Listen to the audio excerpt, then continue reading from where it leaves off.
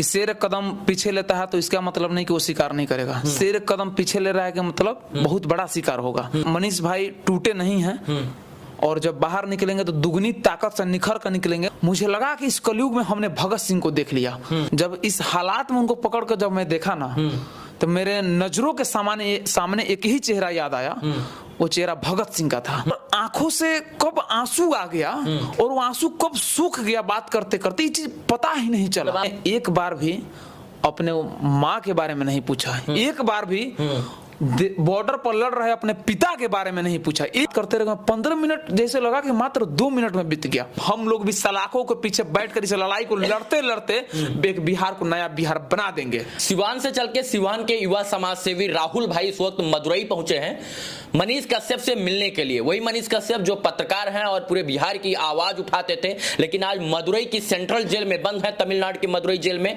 और उनसे मिलने के लिए सिवान से राहुल भाई आए हैं। मैं इनसे जानूंगा कि मनीष कश्यप जी से जो मुलाकात हुई है उसमें क्या वार्ता हुई और मनीष कश्यप जी ने इनसे क्या कहा है। क्या मनीष कश्यप जी अब लड़ाई नहीं लड़ेंगे बिहार के लोगों के लिए? जेल से निकलने के बाद क्या मनीष कश्यप पत्रकारिता से संन्यास ले लेंगे? और क्या तमाम इन विषयों पर हम बात करेंगे। इनसे क्या बात हुई है। राहुल भाई, आप जेल गए हुए थे, हम लोग अभी मदुरई में हैं और मनीष कश्यप जी से आपकी मुलाकात हुई, क्या बातें हुई और कैसा लगा मनीष कश्यप जी को देखकर? और उनके चेहरे के हाव भाव से क्या प्रतीत हुआ कि वो टूट गए हैं, बिखर गए हैं, या फिर आगे जेल से निकलकर लड़ाई नहीं लड़ेंगे, या फिर उसी दुगनी गति के साथ लड़ाई लड़ेंगे बिहार के लिए? देखिए, इसके लिए मैं एक शब्द पहले ही बोल दूं कि शेर एक कदम पीछे लेता है तो इसका मतलब नहीं कि वो शिकार नहीं करेगा। शेर एक कदम पीछे ले रहा है कि मतलब बहुत बड़ा शिकार होगा। और दूसरी चीज कि मनीष भाई टूटे नहीं हैं और जब बाहर निकलेंगे तो दुगनी ताकत से निखर कर निकलेंगे और दुगनी ताकत से बिहार के लिए लड़ाई लड़ा जाएगा। लड़ाई छोड़ना नहीं है। और वो बार बार बस एक ही शब्द बोल रहे थे कि इस लड़ाई को राहुल भाई मिलकर लड़ना है, छोड़ना नहीं है और मजबूती से लड़ना है, ताकि आने वाला बिहार हमारा बेहतर बिहार बन सके। आने वाली पीढ़ी के लिए हम लोग को लड़ना है। और रही बात मिलने की, तो हम लोग तो काफी दिनों से मिलने के लिए बेताब थे। कितनी देर आप मिले वहां पर? लमसम हम लोग तो 15 से 20 मिनट मिले। अच्छा, 15-20 मिनट बात हुई। अच्छा, मतलब सामने सामने बात हुई या फिर जो है कुछ लगा हुआ था बीच में? जैसे बीच में शीशा था और उसके बीच में गैप था, फिर उसके साइड में जाली था। जाली के उस पर मनीष भाई खड़े थे और जाली पकड़ के, और फोन था, एक इधर टेलीफोन था, एक उधर टेलीफोन था। फोन से कान में बात करना था, वो जाली पकड़ के खड़े हुए थे। जब इस हालात में उनको पकड़ कर जब मैं देखा ना तो मेरे नजरों के सामने एक ही चेहरा याद आया, वो चेहरा भगत सिंह का था। मुझे लगा कि इस कलयुग में हमने भगत सिंह को देख लिया। कि हम लोग किताबों में पढ़ते थे कि भगत सिंह ने अपने देश के लिए किया है, ऐसी ऐसी कुर्बानियां दी हैं। तो हमने मनीष भाई से भी एक वादा किया कि आप हमारे लिए भगत सिंह हैं और हम लोग आपकी बातों को जन जन तक पहुंचाने का प्रयास करेंगे। और आंखों से कब आंसू आ गया और वो आंसू कब सूख गया बात करते करते, ये चीज पता ही नहीं चला। मतलब आप लोग जब मिले तो भावुक हो गए? मतलब आपको क्या पता है, मतलब टूटना नहीं था। हम लोग नहीं चाह रहे थे कि आंख से आंसू आए, क्योंकि भाई जो अंदर हम लोग नहीं चाह रहे टूटे हम लोग की वजह से। हम लोग और टूटे तो नहीं है, लेकिन क्या होता है ना कि मान लीजिए 3 से 4 महीने होने जा रहे हैं और इतने दिनों बाद हम लोग मिले हैं। दूसरा बोली भाषा, यहाँ ना ही क्या भाषा पसंद है ना ही खाना पसंद है। तो फिर हम लोग जब मिले तो कंटिन्यू जब बात हो रही थी हम दोनों की, तो कब आंख से आंसू आ गए और आंसू कब सूख गया ये हम दोनों को भाई को पता ही नहीं चला। और हम लोग देखते रह गए, कंटिन्यू बात करते रह गए। 15 मिनट जैसे लगा कि मात्र 2 मिनट में बीत गया। इतना कम ज्यादा समय हम लोग के लिए मात्र लगा कि जैसे 2 मिनट में खत्म, थोड़ा और समय मतलब 2 मिनट के हिसाब से बीत गया। 2 मिनट के हिसाब से बीत गया, जो कि हम लोग कल रात भर सोए नहीं है। बस इस कारण से नहीं सोए थे कि अगर नींद लग गया तो सुबह जेल पे नहीं पहुंच पाएंगे, भोर में तो फिर टोकन नहीं मिल पाएगा, और टोकन नहीं मिल पाएगा तो हम लोग मिल नहीं पाएंगे। क्योंकि मनीष कश्यप से मिलने के लिए बिहार ही नहीं, देश के अलग अलग कोनों से, अलग अलग राज्य से लोग आ रहे हैं मिलने के लिए। रात भर इंतजार कर रहे हैं, सुबह तक इंतजार कर, लेकिन समस्या यह है कि हफ्ता में मात्र 2 दिन मुलाकात करना है, गुरुवार और मंगलवार। तो और बाकी दिन मिल नहीं सकते हैं। और दूसरा कंडीशन ये है कि एक दिन मात्र 3 लोग ही मिलेगा।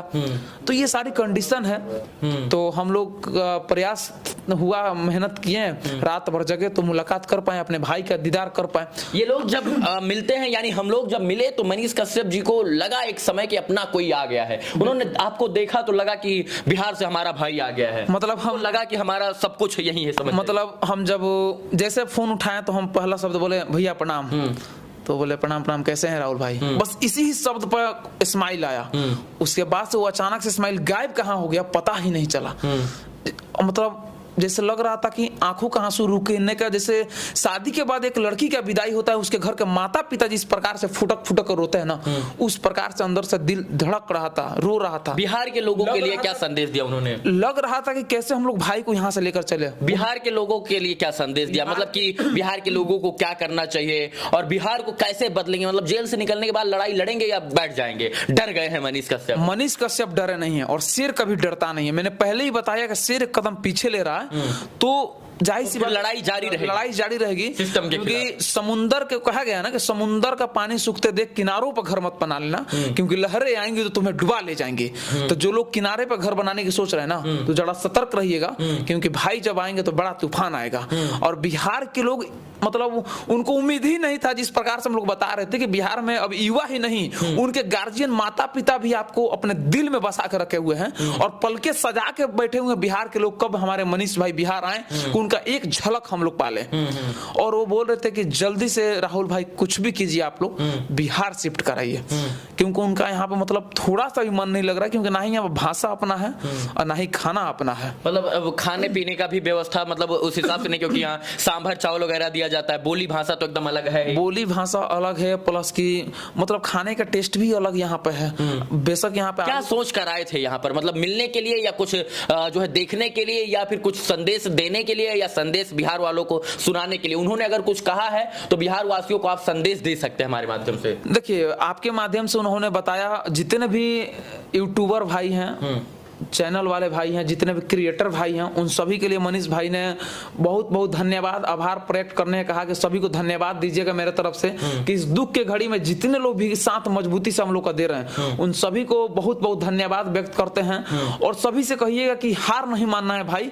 हम जेल में रहकर इतना ज्यादा टॉर्चर होने के बाद जब हार नहीं मान रहे हैं, तो आप लोग कैसे हार मान सकते हैं? राहुल भाई, आपको हार मानना ही नहीं है, अंतिम सांस तक इस लड़ाई को लड़ना है, क्योंकि राजा दशरथ माझी यहीं के थे, एक दिन में नहीं, 2 दिन में नहीं, सालों लग गए, लेकिन पहाड़ तोड़कर रास्ता बना दिए थे। तो हम लोग भी सलाखों के पीछे बैठकर इस लड़ाई को लड़ते लड़ते एक बिहार को नया बिहार बना देंगे।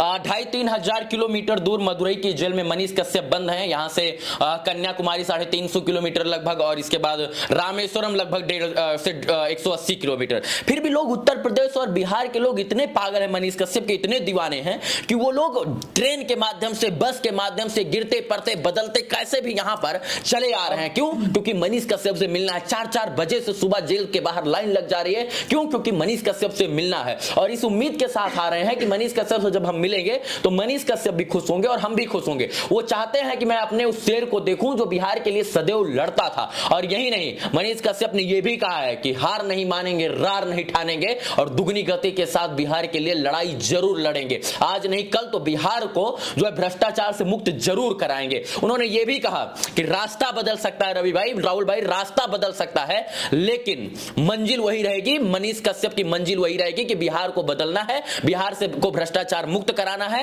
रास्ता बदल सकता है, लेकिन मंजिल कभी नहीं बदल सकती है, और ये कारण यही उन्होंने कहा। सबसे बड़ी चीज कि उन्होंने एक बार भी अपने माँ के बारे में नहीं पूछा, एक बार भी बॉर्डर पर लड़ रहे अपने पिता के बारे में नहीं पूछा, एक बार भी जो दिन रात उनका भाई आज भाग दौड़ कर रहे हैं केस को लेकर, एक बार भी उनके बारे में नहीं पूछा। उन्होंने बस पूछा तो पूछा बिहार में क्या हो रहा है, बिहार की स्थिति क्या है।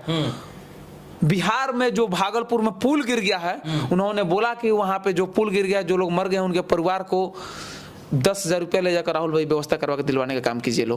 चलिए, ऑफिस पे कंप्यूटर रखा गया है, उसको बंटवाने का काम कीजिए लो। राहुल भाई थे, और यहाँ पर तमाम लोग मिलने आ रहे हैं। मंगल और बृहस्पतिवार को ये भी मिलने आए हुए थे, और हम भी पहले से मिलने आए थे। तो अभी हम लोग मदुरई में हैं, और जब इनसे मुलाकात हुई तो मैंने सोचा कि बिहार के बेटे की बात बिहार के लोगों तक जरूर पहुंचाई जाए। बाकी इस वीडियो को देखने के लिए तमाम दर्शकों का पुनः बहुत बहुत आभार, शुक्रिया, शुभकामना मित्रों, धन्यवाद।